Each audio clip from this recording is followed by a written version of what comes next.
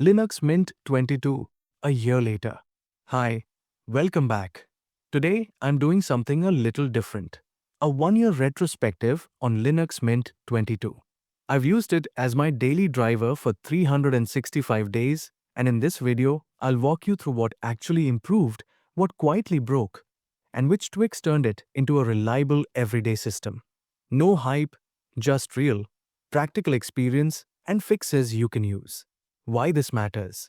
Linux Mint 22 arrived with promises, a modernized package base, up-to-date kernels, improved multimedia handling, and a refreshed cinnamon experience.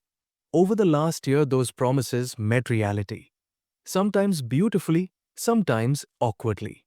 In this video, I'll compare the initial hype with what actually stuck, share the biggest pain points I hit, and finish with a clear verdict. Is Mint 22 still a safe daily driver? Quick facts you should know.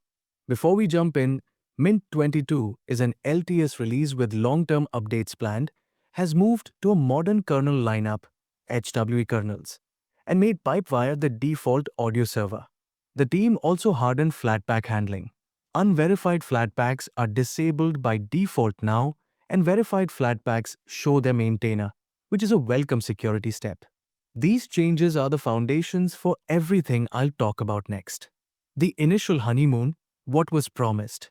At release, the marketing promised better hardware support thanks to newer kernel series, a faster software manager, improved cinnamon features like the Nemo Actions editor, and a smoother path off of no modities. For example, Mint kept Thunderbird as a .deb package rather than letting Ubuntu snap it. These were practical, user-facing promises, not just flashy features. And in many cases, Mint delivered.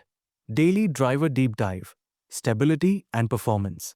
Real world, Mint 22 has been generally stable on a broad range of hardware. Boot times and application responsiveness felt improved compared with older Mint releases, and Pipewire reduced some audio glitches I used to see. That said, long uptimes sometimes highlighted driver quirks, GPU drivers, or certain Wi-Fi chipsets, and a handful of third-party apps or Flatpaks required manual attention. Overall score, solid stable for most users, but test your hardware first. Practical tip, enable time shift snapshots and take a baseline snapshot right after install. It saved me twice when kernel updates or driver installs went sideways. What actually stuck? Features I use daily. Software Manager, noticeably snappier and more usable. Less waiting when browsing apps. Pipewire, audio routing, Bluetooth, and screen recording workflows were simpler than with older Pulse Audio setups. Flatpak security changes. I stopped installing random Flatpaks from unknown publishers. Seeing a verified badge helps. Cinnamon improvements, small quality of life additions, Nemo Actions layout editor, better applet status info that make daily use nicer. What didn't stick? Failed expectations. Wayland readiness. Cinnamon's Wayland support is still marked experimental on the login screen. In practice, Wayland is improving, but is not yet a seamless drop-in replacement for everyone. Keyboard input handling and a few app-compat scenarios still prefer X11. If you need Wayland for specific workflows, test it thoroughly before switching full-time. Occasional regressions after updates. Like any rolling updates for desktop components, some minor regressions showed up and required either a kernel rollback or a config tweak. Timeshift plus conservative update habits protect you here. Unexpected challenges and practical workarounds. Here are the real problems I hit and how to fix them. 1. GPU driver instability. Solution. Use the driver manager to try the vendor driver. And if problems persist, boot an earlier kernel from Grub or install the HWE kernel that match your hardware better. 2. Bluetooth audio dropouts after upgrading. Solution. Confirm Pipewire is correctly installed and Pulse Audio compatibility services are enabled. Reinstall Bluetooth stack if necessary. 3. Flatpak security warnings. Solution. Prefer packages from the software manager or verified Flatpaks. Use APT for critical system apps. Notable mid-cycle improvements 22.1/22.2. Mint 22.x releases continued polishing things. For example, later updates brought biometric, fingerprint, support via a native X app called Fingwit, sticky notes improvements, Wayland compatible, and Android syncing companion, and update manager became more informative about reboots. These incremental refinements matter. They make daily life nicer without forcing a full distro change.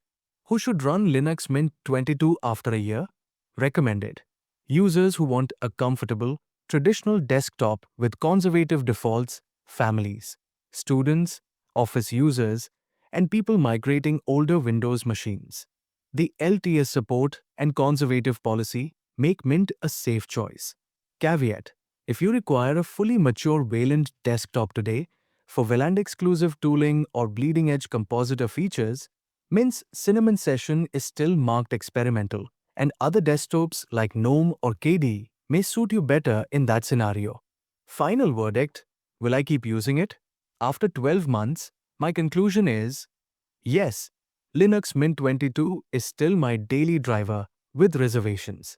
It delivers a comfortable, polished desktop for most people, and the Mint team's cautious approach means fewer surprises. But expect to lean on snapshots and to do occasional troubleshooting for drivers or niche apps.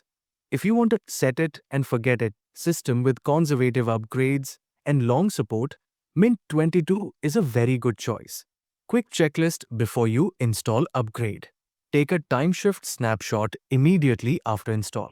Install proprietary drivers via Driver Manager only if you need them. Prefer verified Flatpaks or APT packages for important applications. If you depend on Wayland features, test them first. Cinnamon's Wayland session remains experimental. If you like this format, a real-time, year-long review, hit like and subscribe. Tell me in the comments, what Mint 22 feature surprised you most? Or did you run into issues I didn't cover?